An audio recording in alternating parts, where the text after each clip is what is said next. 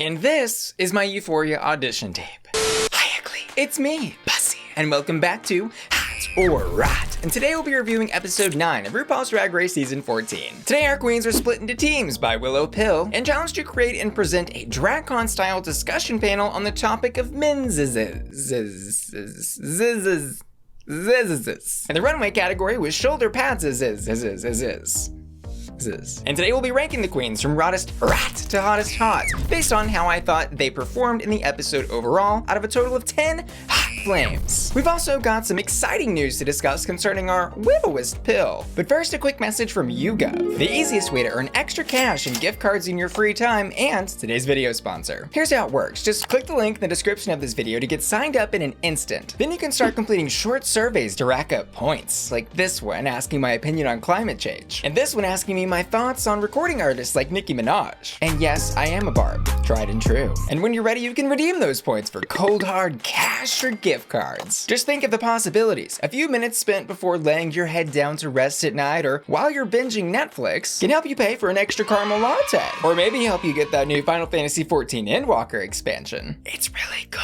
So what are you waiting for? Click the link in the description of this video to start sharing your opinion to earn extra cash today. Thanks YouGov for sponsoring today's video. Now with no panel needed on this channel, first up, it's Jorgeous. In the main challenge, she stumbled a couple of times, as the judges pointed out, over words like toxic, saying toxative. And if she had played up some of those mistakes and not been so focused on trying to be perfect, she actually could have had a much more successful time, because the actual story she was telling that we heard about in the workroom and on the panel was a great one, and hearing how her relationship formed and developed with her father over time, despite the early criticisms of some of her behavior, was really beautiful. But just a great story does not a great panelist make. This performance was a rat.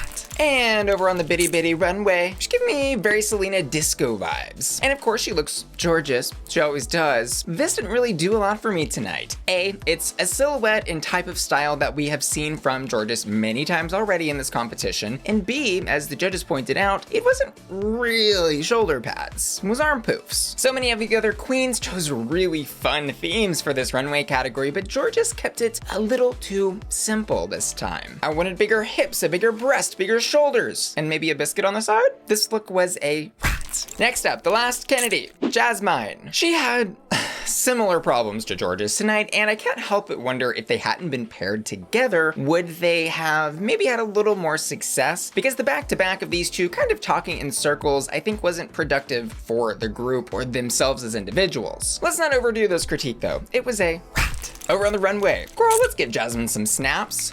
Some applause for how beautiful that mug and hair looked on her tonight. She painted very age appropriately and the effect was stunning. But for how stunning she was neck up, I couldn't help but think that this look was almost a bit bobble-headed. I wasn't really sure what this singular one-piece highlighter jumpsuit was doing. And yeah, it had really big shoulders on it, but why? I was just maybe wanting a bit more definition out of this look, because as is, it just kind of looked like one of those giant painter's cards that you would pick up from the hardware store dancing down the runway.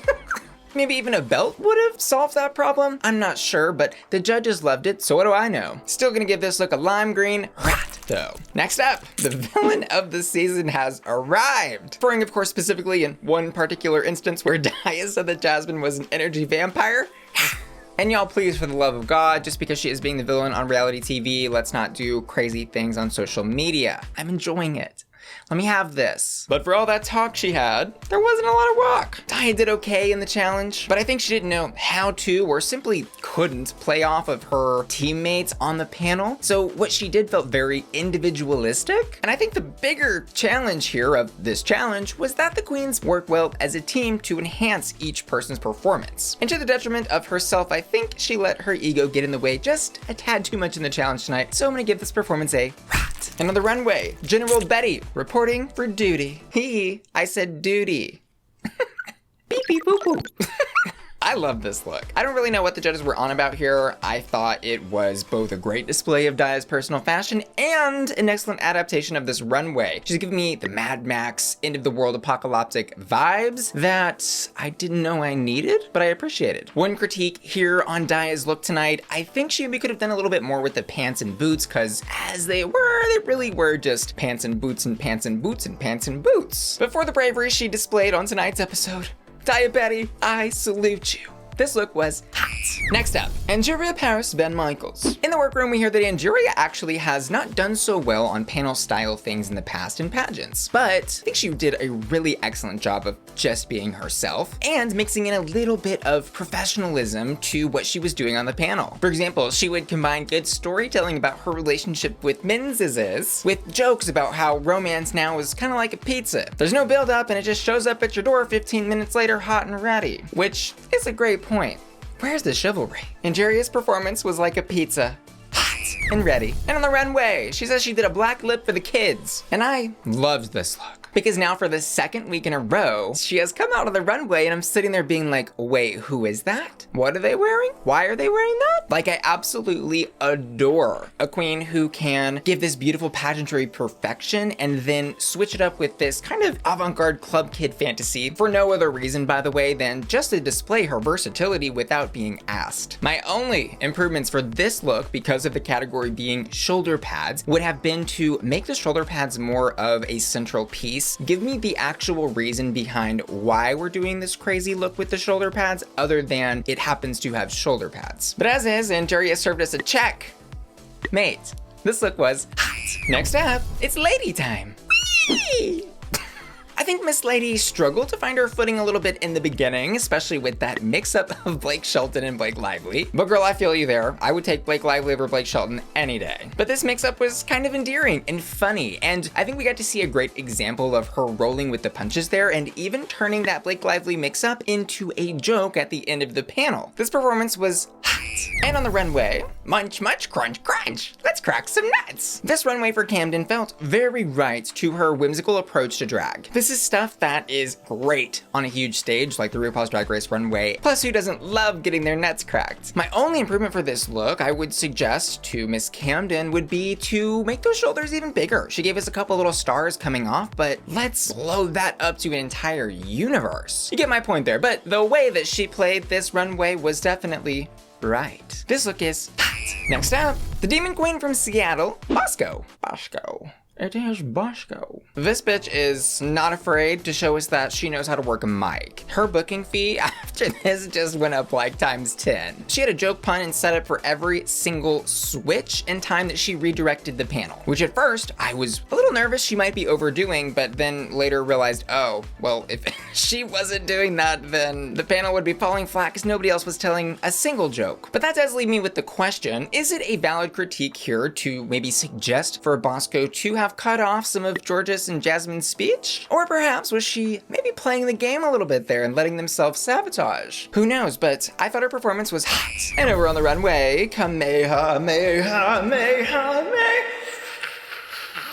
Boom. She came out with some self-proclaimed Dragon Ball Z references and I lived for it. And sure, the look overall, I think is a bit PC, right? The corset bandeau panty boot combo is not necessarily super elevated, but what really made this look for me, and was absolutely necessary, was that jacket with those gorgeous shoulder pad pieces, full Super Saiyan fantasy. So while most of this outfit was average, power level of that jacket was over 9,000.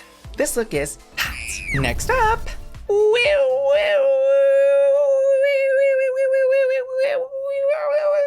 Willow Pill. In the challenge, Willow Pill demonstrated she is the funniest person alive. The way she interlaced real stories about her personal life with ridiculous jokes, next level comedy. For example, she's still attracted to men even though she's an anarchist, and she is still a virgin because she only does.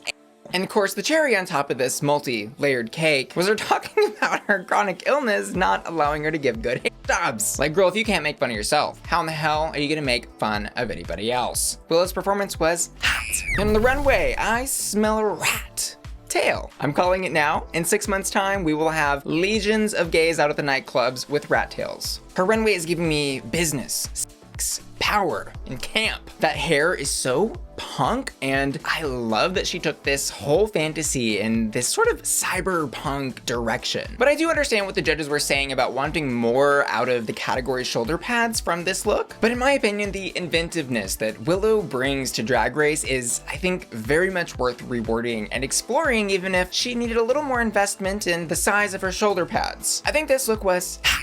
And we also have some exciting news from our Widowless Pill tonight. She took to Instagram a couple of days ago to come out and share her story about her gender identity. This is what she wrote. I want to address some of the things I said in Untucked last week when I talked about my gender identity. It's taken me a long time to come to terms with my transness because so much space has been taken up by my illness. My condition has caused me so much physical and emotional pain that my body became something I always wanted out of. During quarantine, I started to explore my feelings about my illness and unpacked a lot of medical PTSD and self-hatred. But only in the last year have I really started to realize that I'm not happy with my gender identity either. Much of that is due to being on Drag Race and feeling euphoria, being Willow for the first time since quarantine, and being around a bunch of queer and trans friends on set. I'm still not sure where I fit on the spectrum. For now, I'll just say trans femme. But I also don't have to know now. I want to share this because I felt so lonely keeping this to myself. I've rarely been able to talk to other people with similar stories, though I know there are many out there. I'm so tired of holding my pain in, and if I'm sharing dark bath bomb jokes and my ass cheeks to the TV world, then I also want to share this. For now, I go by Willow in and out of drag with they, she pronouns, though I know this experience isn't linear. I'm starting to finally feel bits of happiness with my face and body, and that's a start. I love y'all so much. And as I've excitedly said in the past couple of weeks concerning Jasmine and Bosco's stories about their gender identities, I'm endlessly happy that Drag Race is allowing this platform now to exist where queens can not only share their stories with other queens on set, but also with the world to help the rest of the LGBTQ community feel a little less lonely. So thank you to everyone who has been brave enough on Drag Race to use their platform in that way. Next up, and bitch, I'm gooped. I'm gooped and gagged that at the top of my list tonight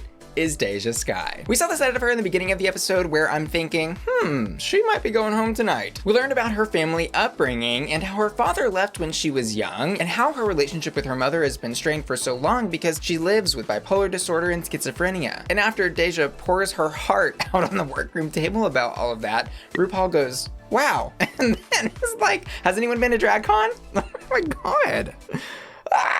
And look, definitely am not at all calling out Ru here or saying anything about how Ru responded or anyone else responded, but that edit was wild. And I do also want to leave open the door there to say it very much could have been an editing choice by the editors and may not necessarily reflect the exact conversation that happened in the workroom. Let's visit Deja's panel. The second Willow picked her, I knew exactly where she was going. I was like, yep, that is the one person of this cast who I would trust with my life to lead a panel. Deja's presentation skills were excellent, and she knew exactly when, where, how, and why to switch the discussion and made it very clear what each queen was talking about. And while she wasn't laugh out loud funny as like Bosco was, I don't think she needed to be because the rest of her team had so many jokes counterbalancing all of that more strict professionalism she brought to the challenge. Deja elevated her team to a higher level tonight, and this performance was hot. And again on the runway.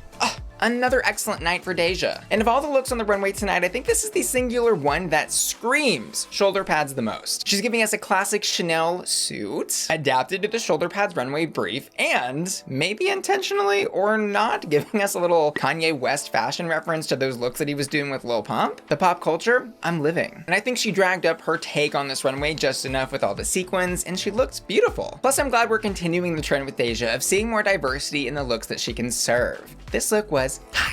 And concerning the tops and bottoms this week, Bosco actually takes the win. And she did an excellent job moderating her team, but I think the better team was actually Deja's. And for how great her moderation was with them and general direction of how everyone took everything, I kind of thought we should have given it to Deja, especially cherry on top considering the runway. But I think it's no secret that RuPaul's Drag Race really boils down at the end of the day to RuPaul's Make RuPaul Laugh race, and Bosco did a lot of that tonight, so I understand the win there. there. I personally also would have been thrilled with a win for Willow, who I think excellently commanded every single question she was given on the panel. And for the bottom two, the judges picked Jorgeous and Jasmine, which were the exact bottom two I would have picked, as you can see based on my rankings. I did react to this lip sync, the runways, and challenge over on my Patreon at patreon.com/BussyQueen. That's my members only website, where you can get exclusive member benefits like early access to my YouTube videos, access to exclusive videos, access to the Bussy Queen Discord server, and more. And you can join by clicking the link in the description of this video. See you there. But in all honesty, they both killed it. This was kind of a lip sync I think their producers really wanted to have, and girl, they saw that opportunity and took it. And the great thing was, this wasn't a forced bottom two like we've seen storylines force bottom twos to get specific lip syncs before. It was a very naturally occurring one. Both of our dancing divas absolutely killed this song, but if I had to take one of these lip syncs to my grave, it would have been Jasmine's. What did it for me was when she did that timed split with the beats of the song going down. Amazing. I did also see a little bit of division online about who won the lip sync, so I took to my YouTube community tab and posted a poll and asked y'all what you thought. And here are the results. And finally, as for my hottest tonight. On the runway, Deja Skye. And in the main challenge, Willow Pill. I also asked my patrons to vote on their hottest hots, and in the runway they've chosen Deja Skye, and in the main challenge, Bosco. And as always, I want to say thanks so much to you for watching this video, and give an extra special thanks to today's video sponsor, YouGov, who you can check out using the link in the description of this video. I also want to say thanks to my generous patrons who make my channel possible, and give an extra special shout out to Kenzie K, Shaggy, Cameron, and Ray Sun, who've all just joined my Patreon at the hot tier, and Angel, Cyrus, Dark-Sided Otter, Dicky, Felicia, Hector Simancas, JB Joseph, Jeffrey Steenberg, Josh Marchant, JP in Dallas, Laura Hassett, Mark James, Matthew Burns, Matthew Bauer, Miss F, Neely, Ryan Beats, Sailor, Steven, Tom Jaco, Tom Young, Topher, Triton, Wheelie, and Yiji, who are all sporting in my Bussy Queen collector tier. See y'all later. Love ya. Bye.